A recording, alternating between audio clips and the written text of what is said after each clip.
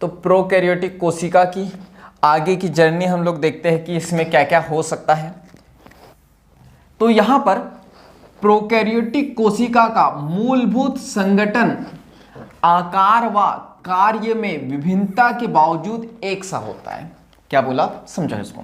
Prokaryotic कोशिका का मूलभूत संगठन यानी कि जो प्रोकैरियोटिक कोशिका जो है जिससे मिलके बनी होंगी, उसका आकार व कार्य में भिन्नता के बावजूद एक सा होगा। यानी कि हर जैसे मैं बात करूं प्रोकैरियोटिक कोशिका कौन कौन सी हमने देखी, बैक्टीरिया देखी, और क्या देखा हम लोगों ने, माइकोप्लाज्मा देखा, पीपीएलओ देखा, नीलहरित शैवाल देखा।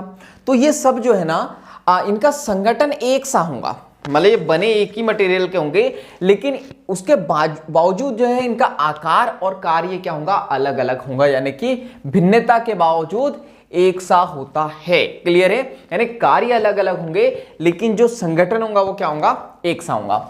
सभी प्रोकैरियोटिक में कोशिका भित्ति होती है, ये मोस्ट इंपॉर्टेंट याद रखना है कि जो भी प्रोकैरियोटिक कोशिका होंगी उसमें जो है कोशिका भित्ति होंगी ही होंगी, जो कोशिका झिल्ली से घिरी होती है। ठीक है, तो ये याद रखना, कोशिका भित्ति भी होती है और कोशिका झिल्ली भी होती है।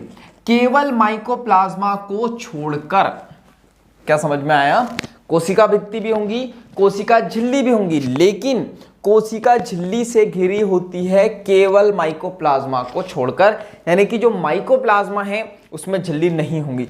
तो ये माइकोप्लाज्मा क्या है, चलो अभी बताता हूं। ठीक है, इसके बाद कोशिका, जैसे राइबोसोम हमने पढ़ा था ना, राइबोसोम एक कोशिकांग है, तो उसमें क्या होता है, वहां पे झिल्ली नहीं थी, तो वैसे यहां पे भी नहीं है।